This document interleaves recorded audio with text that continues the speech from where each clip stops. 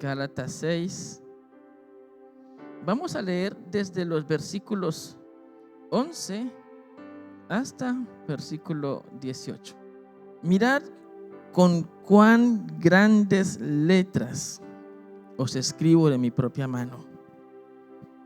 Todos los que quieren agradar en la carne, estos os obligan a que os circuncidéis, solamente para no padecer persecución a causa de la cruz de Cristo.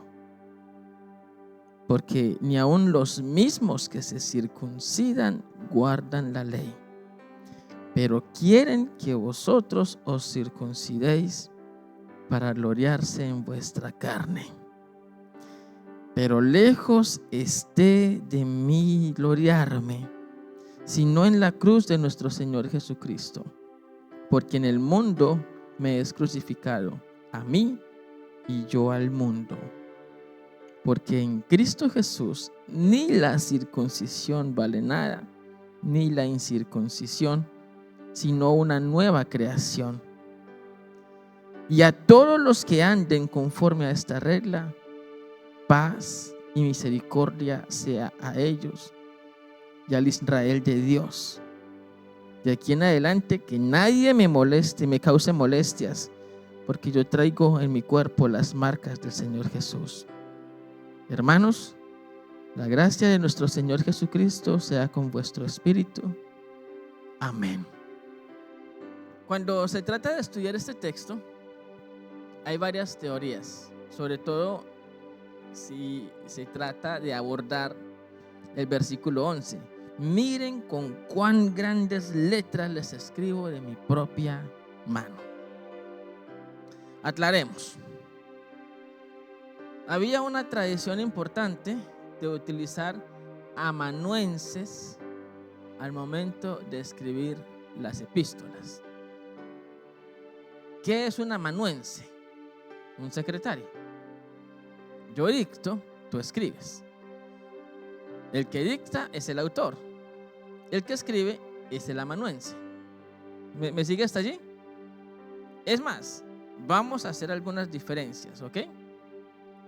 Porque usted ve que en el Nuevo Testamento algunos libros se titulan carta y otros se titulan epístolas. ¿Lo ha notado? ¿Y sabe cuál es la diferencia entre cartas y epístolas? La carta es lo que se le escribe a un individuo. Por ejemplo, carta de Pablo a Timoteo. Carta de Pablo a Tito, a Filemón. Esas son cartas. Van para una persona. Pero una epístola es algo escrito específicamente para una comunidad y con la intención de que otras comunidades lo lean. Epístola a los romanos. No iba a una persona en la iglesia en Roma, iba a toda la iglesia en Roma. ¿Me siguen? Epístola a los corintios, a los efesios, a los filipenses. Y la intención era que una vez que los de Corinto leyeran la carta, entonces mandaran la carta para otra iglesia y rotara. ¿Sí? ¿Sí me sigue? Entonces, al momento de escribir las epístolas, era muy común utilizar amanuense. Ya usted sabe que es un amanuense, ¿cierto? Un secretario. Pero también era común, bastante común, que el autor, cuando llegara el momento de la despedida, entonces él tomara el escrito y él escribiera. ¿Sí? Posiblemente la salutación, el saludo y la despedida la escribían el autor. ¿Me sigue hasta allí? Entonces es muy probable que Gálatas haya sido escrito por un amanuense. Ahora, imagínese a Pablo. Ya usted escuchó que estaba enojado cuando se estaba escribiendo la carta, ¿cierto que sí? Estaba como molesto, ¿o no? ¿Sí? Y entonces él hace todo el dictado, el amanuense escribe y luego le dice, venga, yo escribo la despedida. Y el amanuense está escribiendo con letra chiquita, bonita, de molde. Y él llega y pone, miren el tamaño de esta letra. ¿Sí? Ahora, hay varias teorías, ¿ok? Les voy a mencionar desde las más improbables hasta la que yo creo que es la más probable. Las más improbables es que Pablo le dice, el amanuense, Pablo, listo, ya terminé, escriba la despedida. Y entonces Pablo no está viendo bien, está enfermo, y entonces escribe grande porque no está viendo bien. ¿Sí? Esa es una teoría. La otra teoría es que le dicen a Pablo, Pablo, listo, ya terminé, escriba. Entonces Pablo, bueno, él no está viendo bien en la primera teoría porque ya está viejito, dice. Que de hecho no estaba tan viejito, pero bueno. La otra teoría es que él se supone que está enfermo de los ojos y entonces por la enfermedad en los ojos. Para mí ambas teorías, sea que esté viejito porque siempre estuvo enfermo, no son la razón por la que él dice, miren con cuán grandes letras les escribo. Pienso que sí escribió las letras un poquito más grandes al momento de la despedida, pero no fue porque estuviera enfermo o porque no viera, porque esta es la primera carta que Pablo escribe, ¿sí? Y escribió bastantes. Entonces no es que él no pudiera escribir o que estuviera limitado para escribir. Yo creo que él está diciendo a sus lectores, miren el énfasis de lo que les voy a decir. Para mí lo que les voy a decir a continuación es importante. ¿Sí me siguen? Es muy importante lo que les voy a decir. Y sigue. Todos los que quieren agradar en la carne, estos les obligan a que se circunciden. Entonces Pablo les está haciendo una advertencia. ¿Me permite ponerlo en términos castizos de lo que yo creo que él está diciendo? Él de repente para lo que está escribiendo y dice, miren, ya les he insistido mucho. Y si usted recuerda todo este año que hemos estado estudiando Gálatas, todo el año pasado que hemos estado estudiando Gálatas, desde un principio hablamos de la ley, ¿o no? Y de la gracia. Y hablamos acerca de la convicción. Y no sé si alguien habrá dicho, pero casi que cada domingo insiste con lo mismo. No era yo, era Pablo el que insistía con eso. Toda la epístola ha sido una insistencia,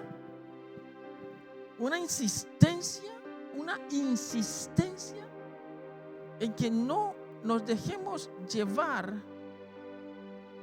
por una serie de normas que esclavizan.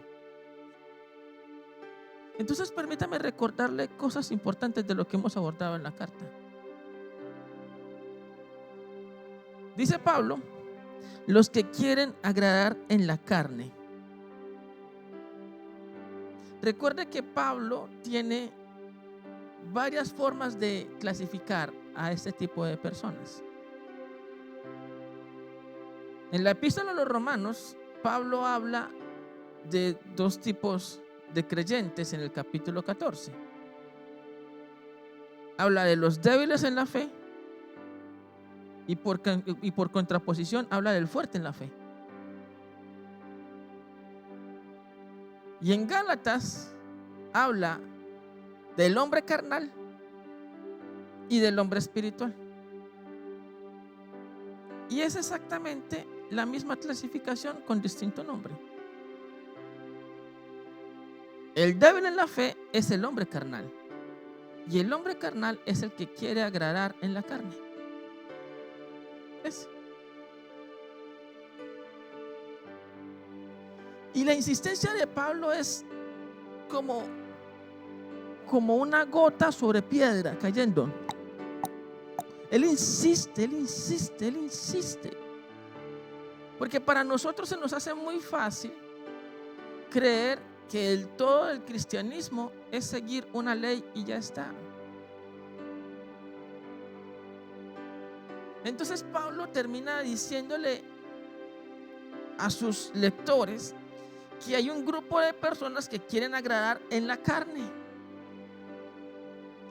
Primer problema de estas personas que quieren agradar en la carne, ya mencionado por Pablo con antelación,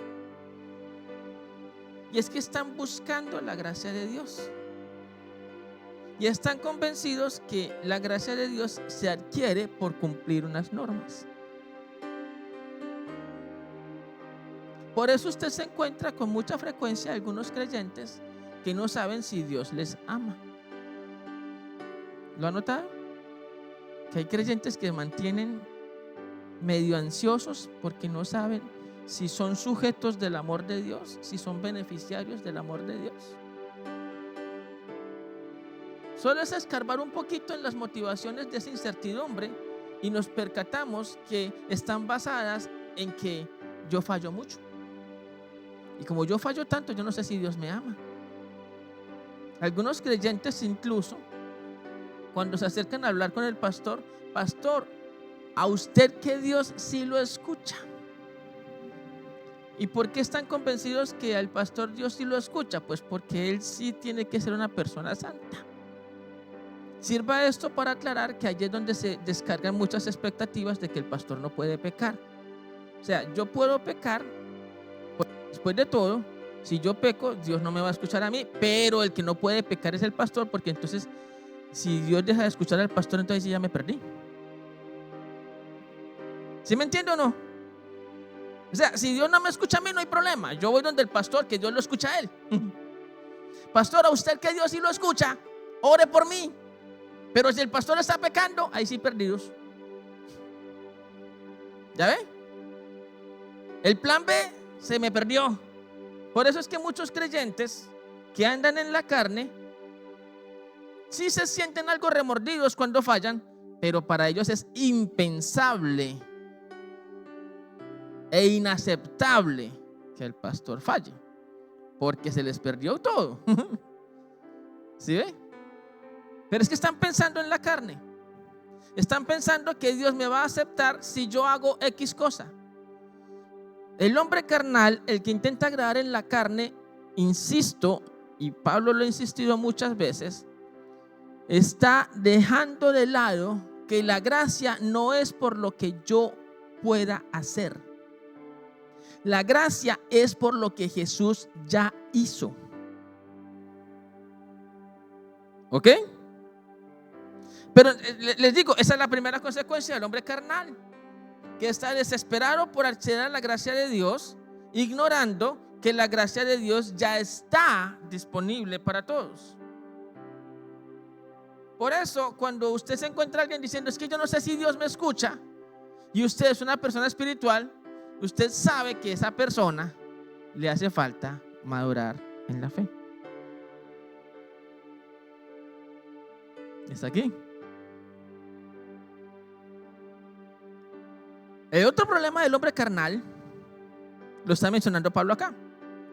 Él está diciendo, todos los que quieren agradar en la carne, estos les obligan a que se circunciden solamente para no padecer persecución a causa de la cruz de Cristo.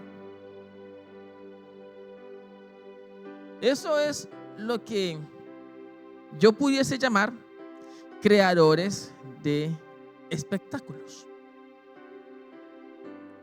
Hay muchos creyentes que están convencidos que su buen comportamiento es para evitar algo.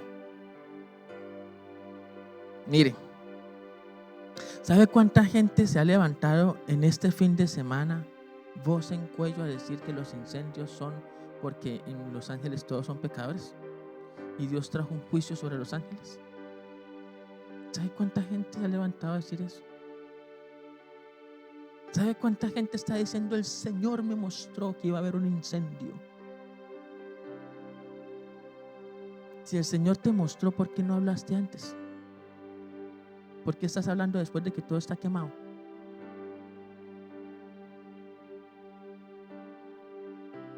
¿Mm? Por supuesto que Dios nos habla, pero yo someto a mucho análisis esas palabras proféticas de quienes hablan después de que el suceso aconteció. Entonces estos creadores de espectáculos actúan solo para evadirse. Entonces le voy a explicar qué fue lo que dijo Pablo. Es que en el Imperio Romano los judíos tenían autorización a practicar su fe, ¿sí? No así los cristianos. Los cristianos eran sujeto se me escapa la palabra, como de sospecha. Y no estábamos en tiempos de persecución para cuando Pablo escribe Gálatas, por lo menos no en el Imperio Romano, pero no era bien recibida la fe cristiana en el Imperio Romano. La fe judía tenía aceptación. Entonces muchos de estos creyentes le insistían a los discípulos que se circuncidaran, porque al final, si te circuncidas, puedes decir que eres judío. Y si tú dices que eres judío, pues vas a evitar que te persigan o que te molesten o que te incomoden. ¿Ya? Eso suena mucho a intereses personales. Eso suena mucho a compórtese bien para que el pastor lo note y entonces le dé un cargo. Compórtese bien para que no pierda el empleo, para que no le caiga un rayo y lo parte en dos. ¿Me sigue o no? Y cuando hay creyentes más en función de intereses personales que de honrar a Dios, esos fácilmente son clasificados por Pablo como carnales, que están por agradar en la carne. Estos les obligan a que se circunciden solamente para no padecer persecución a causa de la cruz de Cristo. Son los mismos que mientras el gobierno apruebe la fe cristiana, ellos serán cristianos. Pero si en algún momento el gobierno decide quitar cualquier clase de respaldo a la fe cristiana y considerar que el cristiano está contra la ley, esos mismos creyentes dejarán de profesar la fe en Cristo. ¿Me escucha? Yo sé que nosotros decimos que en la iglesia primitiva todos eran valientes. No, en la iglesia primitiva, como ahora, habían muchísimos valientes, pero también habían cobardes. También había personas que le decían: si no niegas a Cristo, te quito la casa. ¡Ay! ¿Quién es Cristo? También habían personas así. Porque siempre han existido aquellas personas que están buscando sus intereses personales en la fe.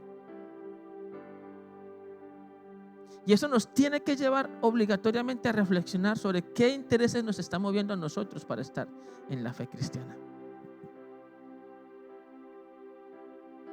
Algo que sí me podría preguntar es: ¿voy a permanecer honrando a Cristo aunque mi casa se pierda en un incendio? ¿O ese va a ser el motivo para yo decir que ya no creo en Dios? ¿Podría usted hacerse esa pregunta? ¿Va a continuar creyendo en Dios aunque le nieguen sus sueños de legalidad aquí en Estados Unidos? ¿O ese es el motivo para decir: sí, ve, por eso es que yo no creo en Cristo? Le pedí y me dijo que no, o me lo negó. ¿Va usted a continuar su fe a pesar de que las circunstancias este año se pongan oscuras? ¿O hay alguno entre nosotros que mientras tengamos la nevera llena, y el trabajo esté estable y la familia estén todos con salud, somos cristianos, pero alguno de los nuestros se enferma, perdemos el trabajo o algún incidente pasa y eso es suficiente para dejar de creer. Son momentos como los que está viviendo hoy la ciudad de Los Ángeles los que nos tienen que llamar a la reflexión. ¿Hasta dónde llega mi fe? Porque o soy un creador de espectáculo que mientras esté bien levanta las manos, canta y eso, mejor dicho, es pura santidad, o soy un creyente firme que independiente de las circunstancias permanezco en la fe.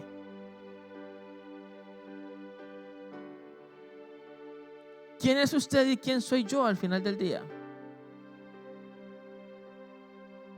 ¿Tendremos la fuerza para decirle a Dios, como lo hizo Job: yo sé que mi Redentor vive y después de deshecha esta mi piel, en mis huesos he de ver a Dios?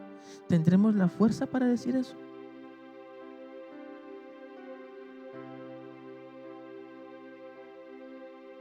¿O el dolor puede superarnos?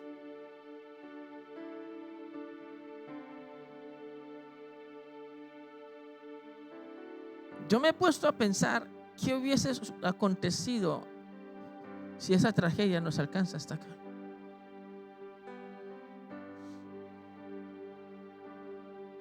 Y no estoy esperando que nos alcance, por supuesto que no. Pero ¿cuántos de nosotros permaneceríamos firmes? Es muy fácil decir que esto es una prueba de Dios para la ciudad de Los Ángeles porque todos son ateos. Pero para mí tiene bastante sentido pensar que esto también puede ser una prueba hacia nosotros que profesamos la fe. ¿O no?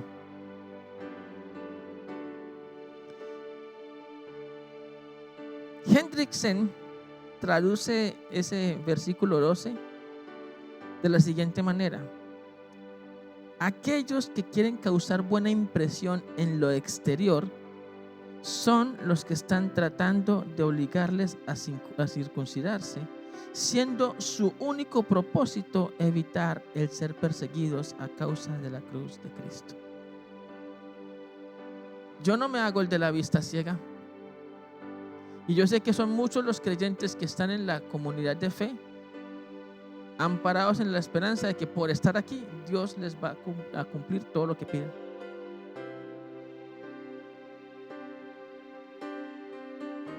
Anhelo que usted no sea uno de esos creyentes, porque o en el 2025, o en el 2026 o cuando fuese, Dios le va a demostrar que Él no es manipulable, que Él no está prometiendo bonos de premio por estar aquí sentados. Estar aquí es el resultado de una convicción personal: quiero crecer en la fe para honrar a Dios. Y es esa firmeza lo que va a hacer que yo realmente me convierta en una persona madura en la fe. El hombre y la mujer espiritual han trascendido el punto de las inquietudes sobre si Dios me acepta o no me acepta, básicamente porque están completamente convencidos de su firmeza en Dios. Suele ser común para el pensamiento de Pablo que los interesados en lo externo no están interesados en adorar sinceramente. ¿Sí me escuchó eso? Pablo sospecha del que está demasiado preocupado en lo externo. Pablo sospecha del que insiste demasiado en la circuncisión. Hoy en día no estamos insistiendo mucho en la circuncisión, pero ¿cómo somos de insistentes con determinados planteamientos? Es que el cristiano tiene que vestirse así, es que el cristiano tiene que ser así. Mire, espero de todo corazón que no me malinterprete, pero en función de la sinceridad, lo único que el cristiano tiene que hacer es buscar una intimidad profunda con Dios. Lo demás debe ser el resultado de esa intimidad.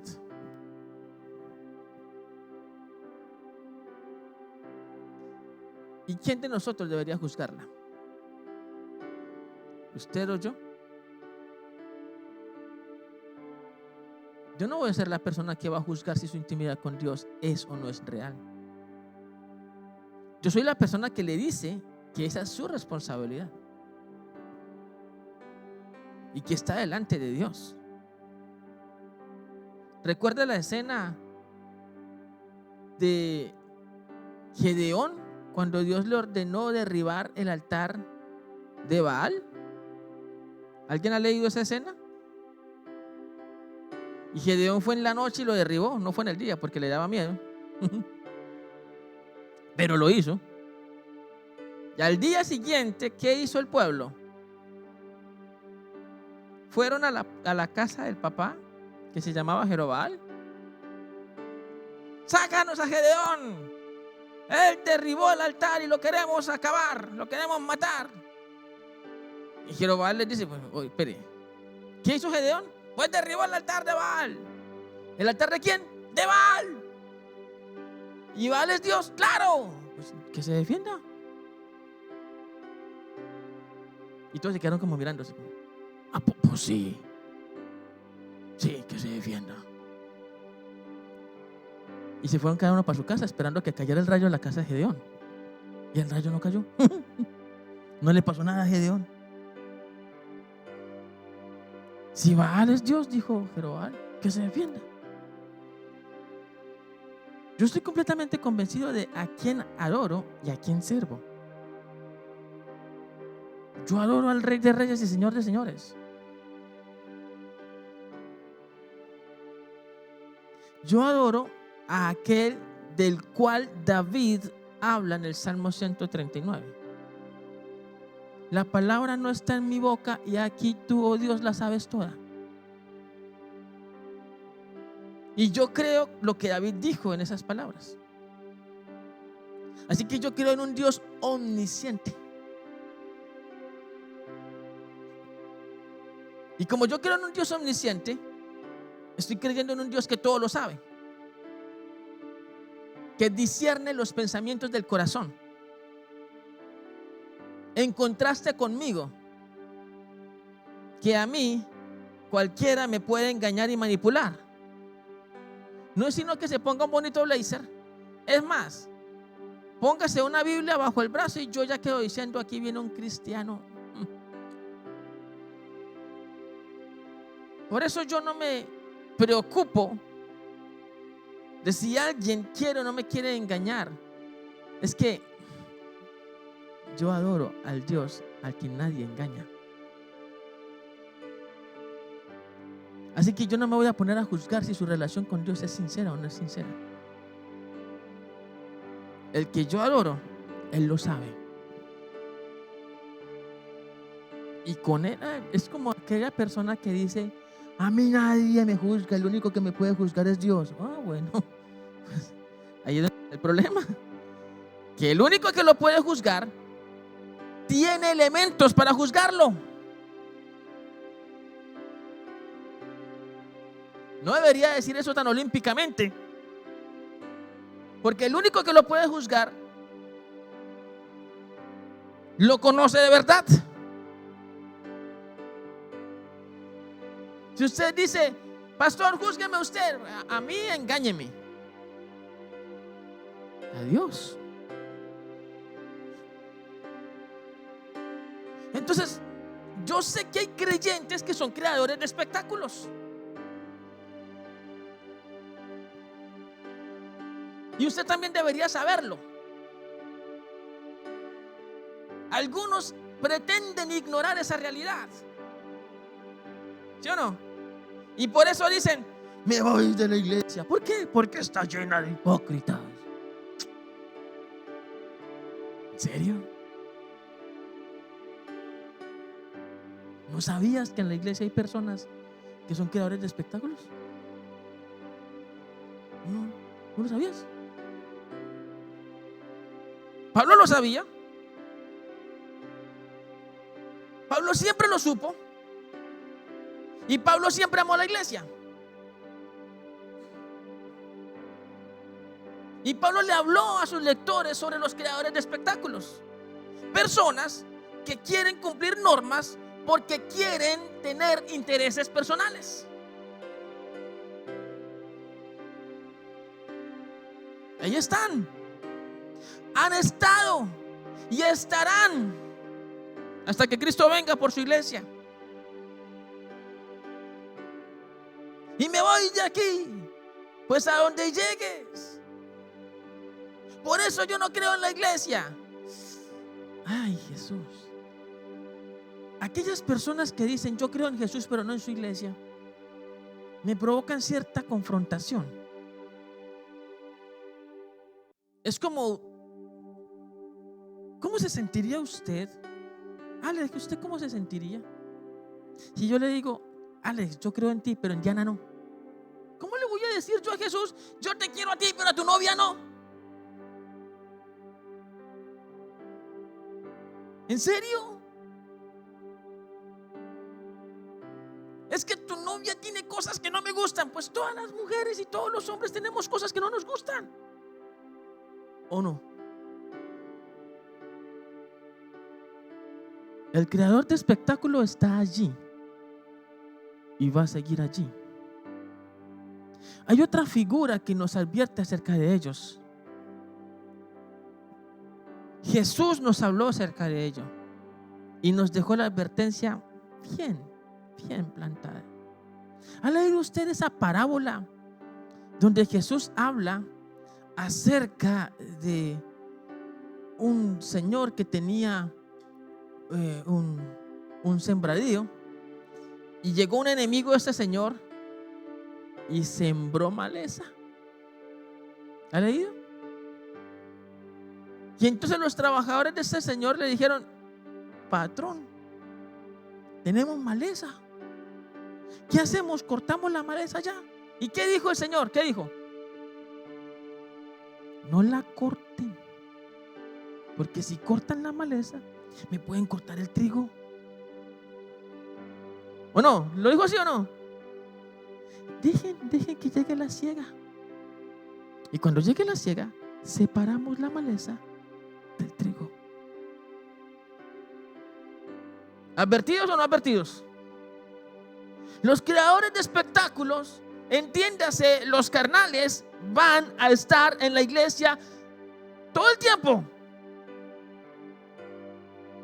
Entonces usted iba a decir, pues ¿sabe qué? Voy a armar una iglesia solo con mi familia. Pues en su familia también hay carnales.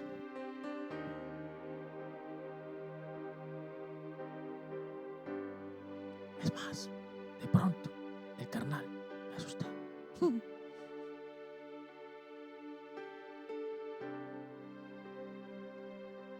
Pablo está diciéndole a sus lectores, váyanse a la iglesia mientras esta gente está aquí. No, le está diciendo, no les presten atención. Pero ahí van a estar. Ahí van a estar. Un día vas a llegar y alguno de estos creadores de espectáculos te va a mirar de arriba para abajo si estás bien vestido, si no estás bien vestida. Solo para decir, ¿y eso que es cristiano?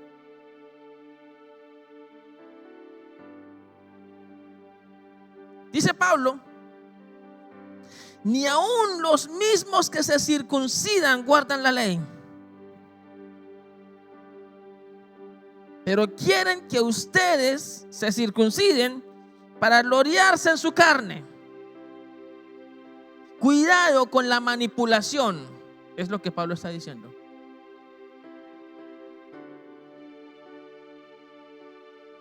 Cuidado con la manipulación.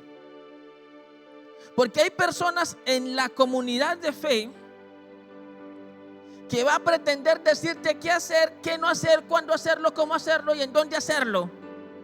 Cosas que ni ellos hacen. Pero eso sí, ellos se van a llenar el pecho de aire y van a decir, yo le dije, yo lo formé, es mi discípulo.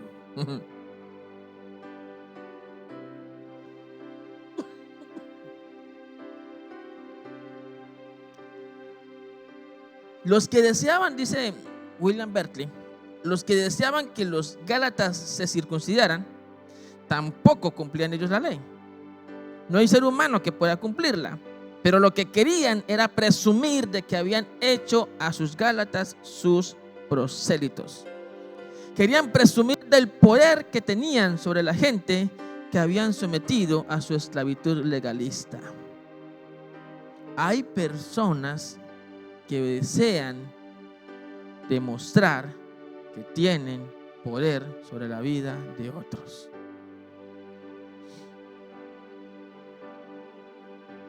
Están en la iglesia porque son carnales. Por definición, el carnal no es el que está allá afuera. Por favor, recuerde la clasificación, que es bien importante tenerla clara. 3 tipos de personas nos ha definido Pablo a través de sus epístolas y cartas. Está el hombre natural, y el hombre natural es el no creyente. ¿Ok?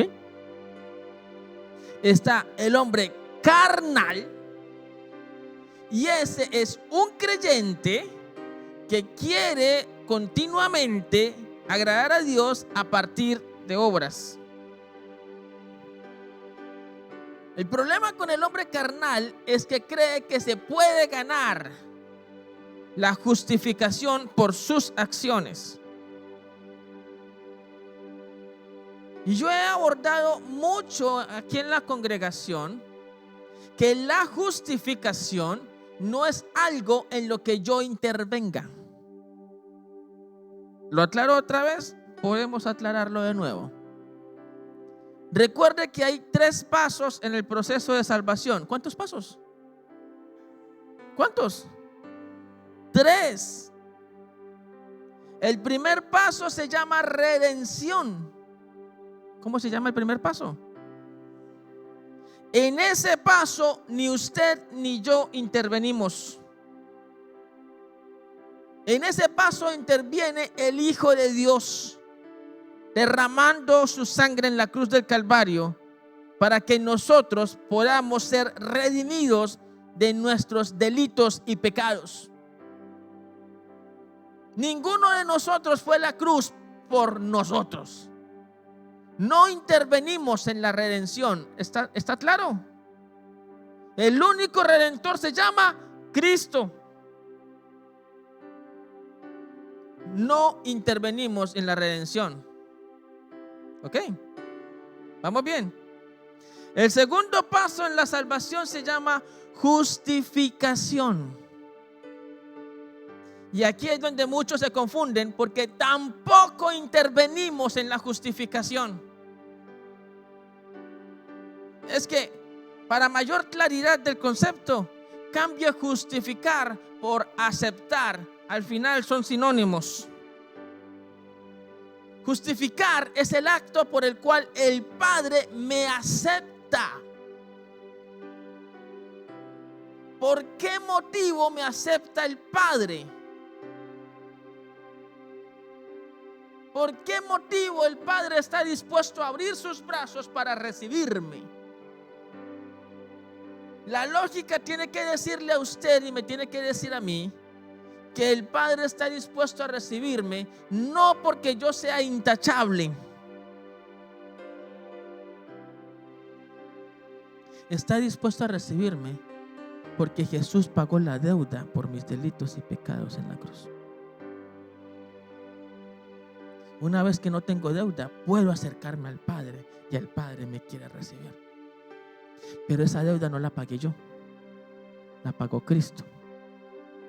Así que en la redención interviene Cristo. En la justificación, el agente activo es el Padre. El Padre es el que te acepta o el que te rechaza. El móvil para la justificación sigue siendo Cristo, no tú. Yo soy aceptado por el Padre por lo que Cristo hizo en la cruz. Y puedo llegar a la presencia de Dios y me puedo postrar en su presencia y puedo pedirle perdón por lo que Cristo hizo en la cruz. ¿Me hago entender?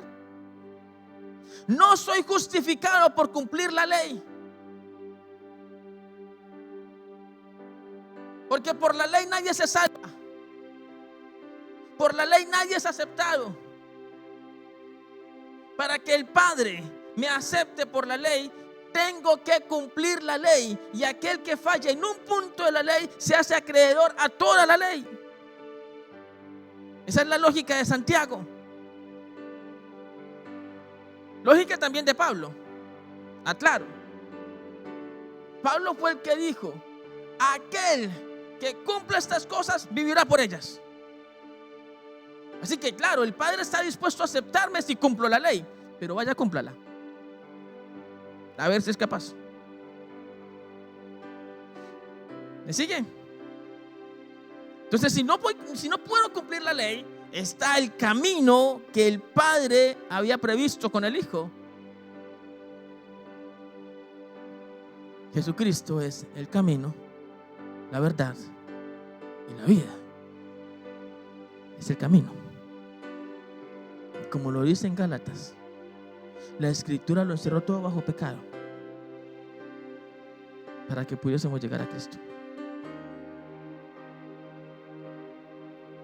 Son dos pasos en los que no ha intervenido el ser humano: redención y justificación. Entonces no hacemos nada. No, espérate, ¿cómo que no? Sí hacemos. Es que falta un paso. Ese paso se llama santificación.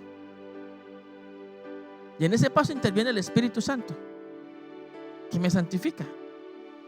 Pero intervengo yo, que me dispongo a ser apartado para Dios.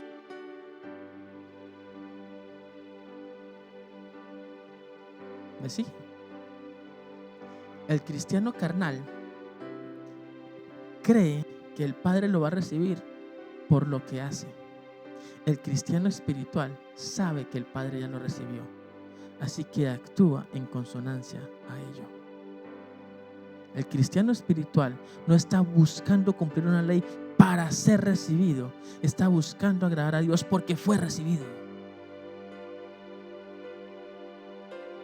El cristiano espiritual no está pegado de una norma escrita, tiene la ley sellada en su mente y en su corazón. Esa es la diferencia. Entonces, ¿existe la manipulación dentro de la iglesia? Sí, sí la hay. Y no caiga en ella, por favor. Hay gente que va a querer, perdóneme en el término tan colombiano, caciquearlo.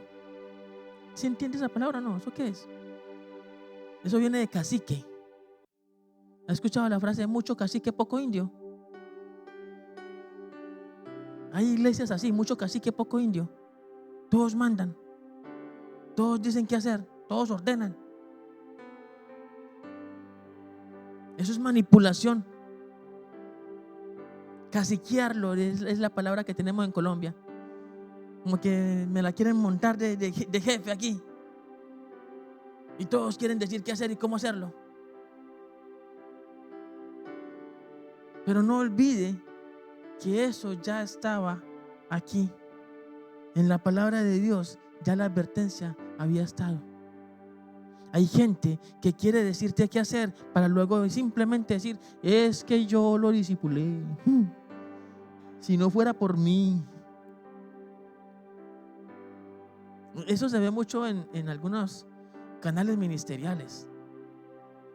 Si el joven que llega al ministerio tiene éxito, entonces los líderes ministeriales dicen: ese es mi hijo. Pero si no tiene éxito, es que él nunca tuvo ministerio. Pasa. Y eso son manipulaciones. Hay personas que solo buscan demostrar que tienen poder sobre tu vida. Ten cuidado con ellos. Pero ¿sabe qué es lo que hizo que Pablo no cayera en esa clase de manipulaciones? Pablo fue víctima, o pudo haber sido víctima de esas manipulaciones. Pablo recién convertido, cuando fue a Jerusalén, ¿sabe cuánta gente Se le sentó al lado a Pablo a decirle: no te portes así, no te vistes así, no camines así, no digas esto, no hagas aquello.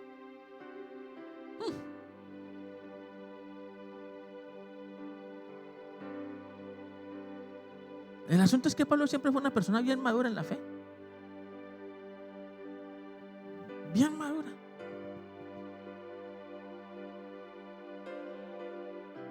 Y esa madurez se desprendió de las marcas de Cristo. Mire lo que él dice: de aquí en adelante nadie me cause molestias, porque yo traigo en mi cuerpo las marcas del Señor Jesús. Yo traigo en mi cuerpo las marcas del Señor Jesús. Y las marcas de las que él habla son cicatrices de pedradas, algunas de ellas en la cara, cicatrices de latigazos, efectos de naufragios. Su vida estuvo en riesgo N veces. Estas son las marcas de Cristo. Sí, nosotros no tenemos esas marcas, capaz que no, pero tenemos otras. Porque alguno de nosotros habrá sido rechazado por creyentes o por ministros, humillado, maltratado. Alguno de nosotros habrá sido vituperiado, insultado. Alguno de nosotros habrá sufrido algún tipo de persecución dentro de la misma iglesia. Esas son las marcas de Cristo.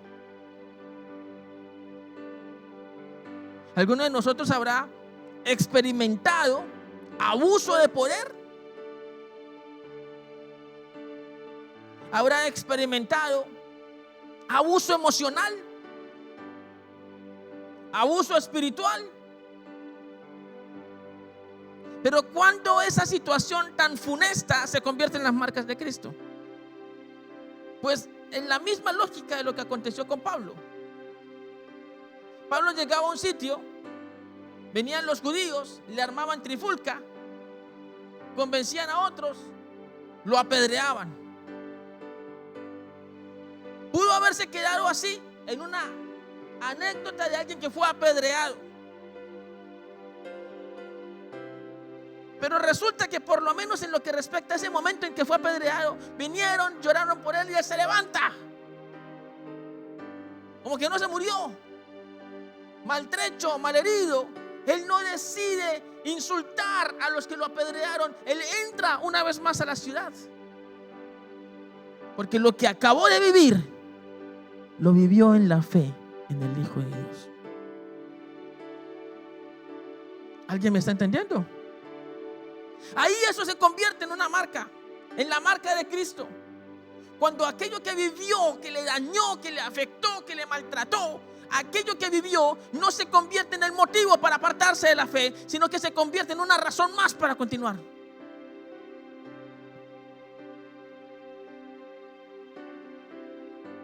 En Filipos lo latigaron. ¿Qué había hecho Pablo? No había hecho nada. Le dijo a una niña que era adivina que dejara de hacerlo en el nombre de Jesús. Y manipularon para llegar a las autoridades. Lo azotaron, le colocaron en un cepo y le encerraron por allá en un hueco, en una cárcel. Era el momento perfecto para decir: yo renuncio a seguir predicando. ¿O no? Era el momento perfecto para decir: yo solamente he intentado alabarte y mira lo que me pasa. Pero en lugar de eso, Pablo decidió alabar a Dios en la cárcel, estando con un cepo encima, lacerado. Decidió alabar a Dios. Ahí, esa situación funesta se convierte en una marca de Cristo.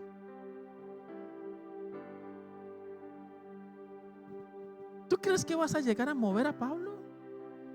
Alguien que ya fue latigado, que ya fue torturado por Cristo y que sigue en pie. ¿Tú crees que alguien va a llegar a decirle: Pablo, usted es un carnal? Y Pablo va a decir: ¡ay, entonces ya me voy! ¿Usted cree que alguien va a mover a Pablo? Pablo, usted es un inmoral. ¡Ay, yo me voy de la iglesia! ¿Usted cree que alguien va a mover a Pablo? Pablo, usted no sabe predicar. Está bien, entonces dejo de predicar hoy. ¿Usted cree que alguien va a lograr eso en Pablo? Es que él tiene las marcas de Cristo.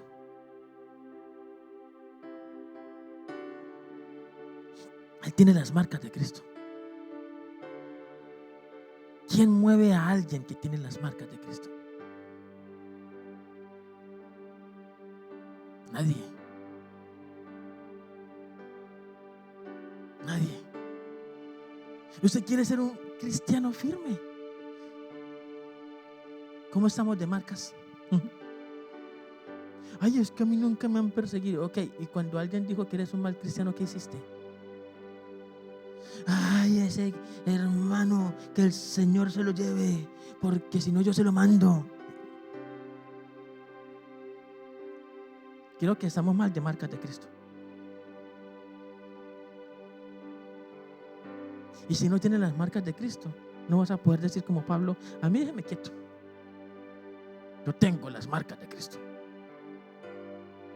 A mí nadie me mueve de la fe. A mí nadie me quita de aquí, porque yo sé en quién he creído. Sí, y algunos piensan que la convicción de la fe viene porque un ángel, sí, desciende y te tocó, y ya eres súper convencido. No. La firmeza en la fe viene cuando eres capaz de superar cada circunstancia funesta y sigues allí. Entonces, ¿qué necesito para ser firme? Lo que necesitas es creer. Creerle a Dios.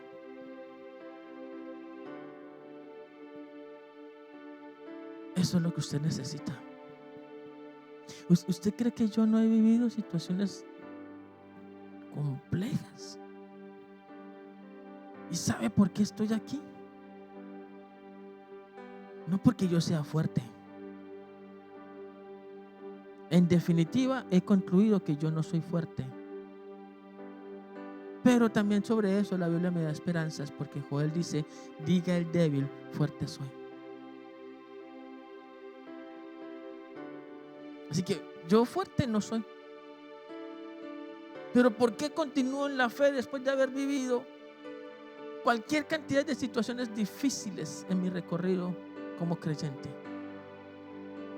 Pues básicamente porque le creo a Él. Y cuando decido creerle a Él, esas situaciones se convierten en marcas que me llevan a ser más fuerte. En Pablo, insisto, esas marcas fueron latigazos, piedras, heridas, maltrato. En nosotros, las marcas se dan por lo que hemos vivido en nuestra fe. Y ahora, esas marcas son heridas que están abiertas o ya cicatrizaron en el Señor. Porque mientras sean heridas abiertas, usted está todavía en condición inestable.